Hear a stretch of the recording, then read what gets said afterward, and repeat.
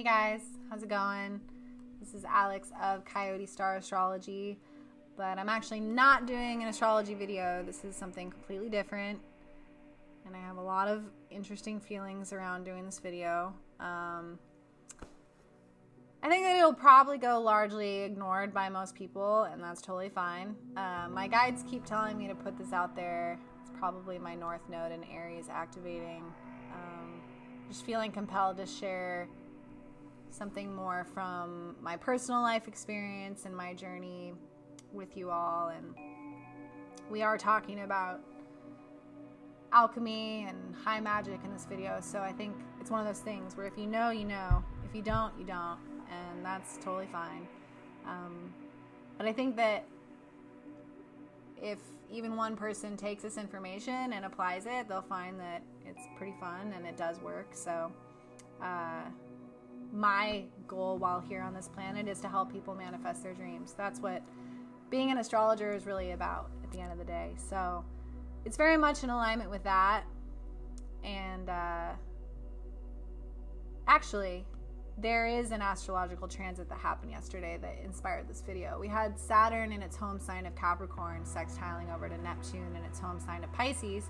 So we had these two megalithic planets working together in a transit that is all about manifesting your dreams. Saturn, Father Time, providing the structure and the timeline, working together with Neptune, which has no timeline and no structure and is all about vision. Having those two together means we can take our vision and pull it onto the timeline. And that's like exactly what this video is about. So my bad. This is about astrology. It's about that freaking transit. Anyway. Yes. So what are we talking about? We're also talking about the connection between music and manifestation. You'll notice in the background of this video, we have music again. This is some tracks by one of my favorite music artists, Ascendant. I'm going to put their information in the description box. They're one of my favorite Psy electronic groups, and I mentioned in my last video that that is my favorite genre of music, and I'm going to explain why in this video, because it goes a lot further than just simply liking a genre. There is a major key in this type of music. First and foremost, because it's very Neptunian in quality. Psy Ambient, Psy Electronic is, by its structure and design, very much geared towards imagination and entering a trance-like state.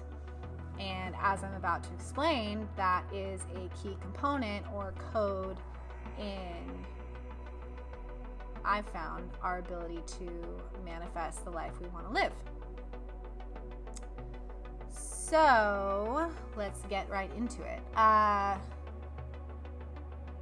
Yeah, so my spiritual journey or spiritual awakening started very abruptly in 2010, 2011, and was definitely very much activated in 2012. That was a crazy ass year. But yeah, prior to that, I was an atheist.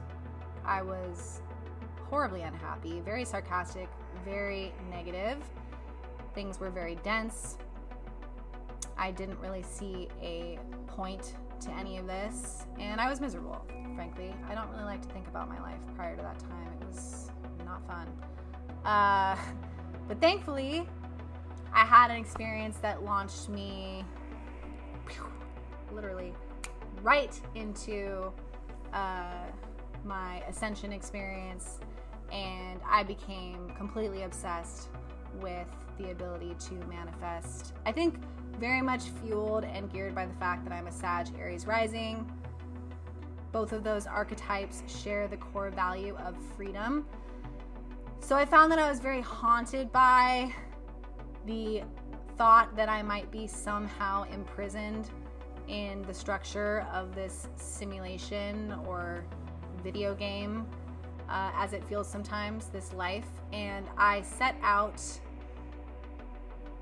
very aggressively to figure out how much control I had over this life experience. In other words, started to explore quantum physics and using the vehicle of my awareness to understand how I could control the events around me. And it became a huge game for me. I had a lot of fun with it. I pretty much structured my entire life around it and found that I was very good at it. I was living in Highland Park, Los Angeles at the time, and yeah, man, it was a crazy time. I was exploring psychedelics, and I was exploring lucid dreaming, and doing a lot of reading about manifestation. And I'm just going to share with you one of the core ways that I found I was able to do this. I think it's the most successful key outside of consistency, and I'll just stop and mention that real quick. Consistency is definitely a major key to this. If you're trying to manifest your reality and you're only doing it once a week or once a month, you're probably not going to have a whole lot of success, because this is a moving meditation. It is a discipline. It's a way of living. But that's not what we're here to talk about. We're here to talk about the connection between music and manifestation. So, yeah, I started to realize there was times when I was very good at manifesting things, and I was in the flow, and I was creating things left and right. And then there were times when I would fall out of it, and things would become very dense, and I would feel imprisoned again, and I would feel trapped and like I had no control, and that life was happening to me. I wasn't happening to life. So I started to realize that there was a system and there was consistency, and I came up with sort of like these codes of living for myself. This was all very like personal. Codes of living that if I followed, I would be a master manifester. And if I fell out of these codes very quickly, I was once again just a human being victimized by my life experience. So I'm going to share the main code with you. And really, this could be like a video series. I don't know. We'll see how people enjoy this. But yeah, so the main code that I found is this connection between music and manifestation. So at the time, I was living in Highland Park, Los Angeles, and I was doing two things quite regularly. First thing was I was jogging consistently. I would get off work, I would throw my headphones in, and I would go for a run, usually for about an hour, and I would be listening to music, usually something similar to Psy Electronic or Psy Ambient, and I would essentially enter a trance-like hypnotic state. For those of you that exercise, you may be aware that you can enter this trance-like state where you're breathing and you sort of leave your body and you get transported somewhere else where time and space doesn't exist anymore. The other thing similar to this that I was doing was I was driving a lot, because I lived in LA and I lived like an hour away from work, and my commute to and from work was pretty long, and I would be driving close to 2 hours a day, once again listening to music, often Psy Electronic. And as you may know, you can be on a long drive somewhere and you hit this place that people term autopilot, where you're driving but you're not aware that you're driving, and you're in this hypnotic, dreamlike place. So that is a major part of what we're talking about. So I'm giving examples of times in my life where this has happened. For me, it's jogging or driving, but bring to mind a time when you have entered this trance-like state. Drawing is another huge one, or painting, creating in general. Artists out there can tell you that when you're in flow and you're in that creative state, you are not aware that you're doing it. You're just flowing, and you're channeling that creation through your body onto the paper or whatever medium you happen to be using. So that's a huge part of this. And where the music factors in is that for myself personally, and I think a lot of this could be the fact that I have a Mars and Jupiter in Pisces, so Neptune is my main homie. But Psy Electronic or Psy Ambient because it's Neptunian in quality, is really geared towards assisting us in accessing this type of hypnotic state. And I do encourage you to use whatever music it is that works for you, that helps you get there. But if you haven't checked out Psy Electronic, I urge you to, because it is basically made for that, and I find it gets me to that state very quickly.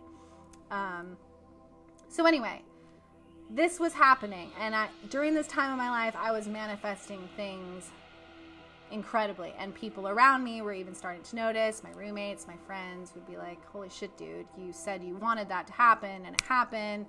You know, everything, people, places, events. I would, you know, think of a place that I wanted to live down to the finest detail, and boom, it would happen. So like I said, I knew that I was very good at it. I knew that there was something to it, and I started to make a game out of it. And every day I would look forward to this time where I would jog and put my headphones in and dream something up, and then it would happen. But I didn't really have the data that supported why this was happening. I just knew that it was happening, and that it was a lot of fun, because hey, if you're going to be stuck in a simulation, you might as well make it a good one. And that's exactly what this exercise started to be about. So years later, I started doing more research into quantum physics. I started reading Joe Dispenza. He has an amazing book, Breaking the Habit of Being Yourself. I cannot recommend this enough. If you're interested in this stuff, I will put the link down below. But anyway, his work and other work started to have the factual data to support why this was happening to me. And that was very exciting to me, because it's always exciting when you have a personal experience that then has consistency with other people that know way more than you do about what the hell is going on. So yeah, so this is the idea, supported by quantum physics, that when we enter a trance-like state of being, autopilot, the daydream state, our ego takes a back seat to our experience. And I want to highlight that I don't believe that our ego is bad. I actually really dislike this whole like kill your ego type of thinking, because our ego is there for a reason, and it's very much attached to our survival, and it's important, and we need it. While we're in this flesh suit, we do need an ego.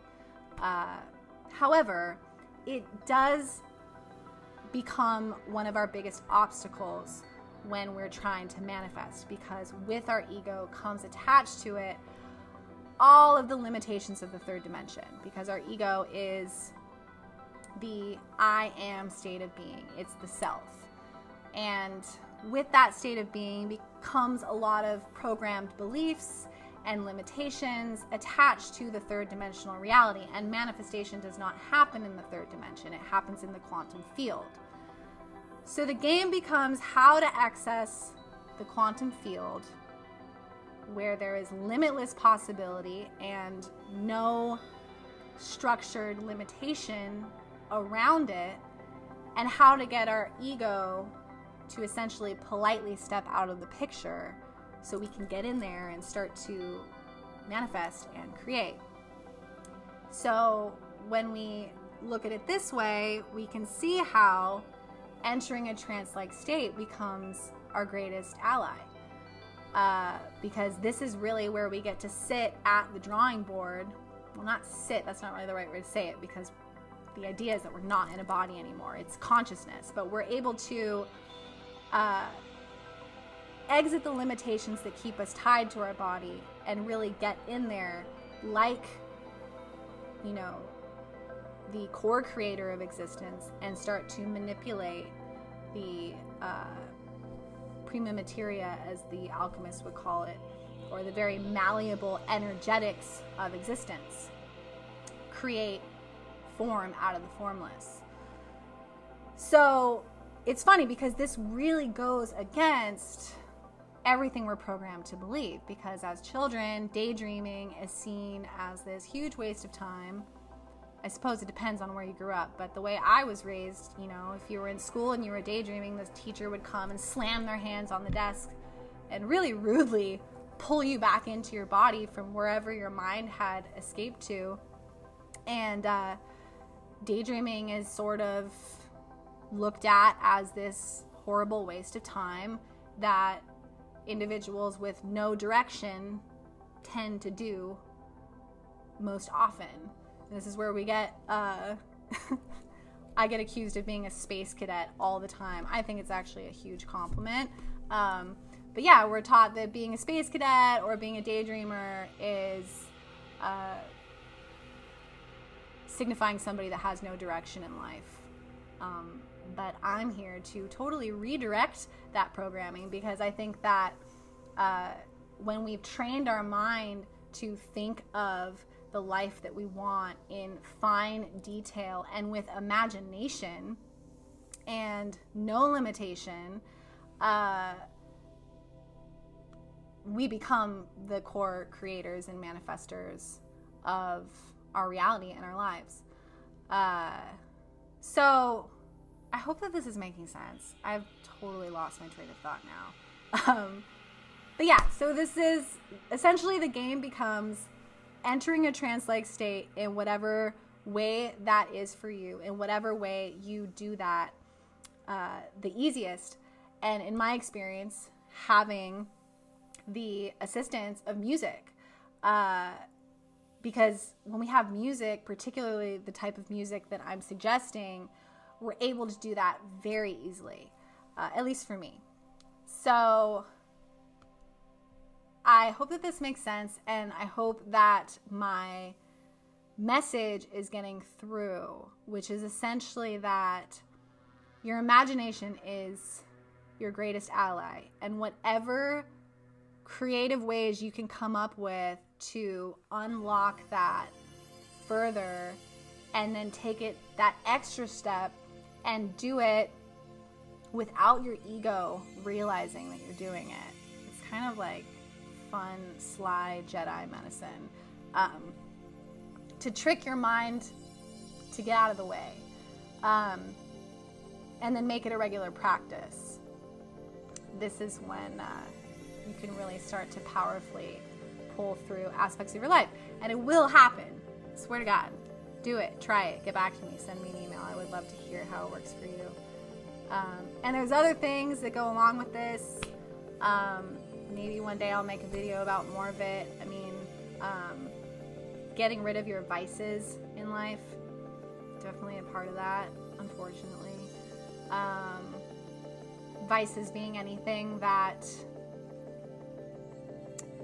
A vice is, I think, is anything that has a hold over you, usually that you really enjoy, because letting go of your vices is about becoming a master of your senses, and manifestation falls in line with that. But that's a whole other video. But yeah, this tool will help you get into the flow state that you need to become an alchemist and manifest the life you want. So go daydream. See where it gets you. And if you have liked this video, you can give it a like and a share. I really appreciate it. And I will see you guys in a couple days when I do my regular astrology forecast. All right, guys. Have a good night.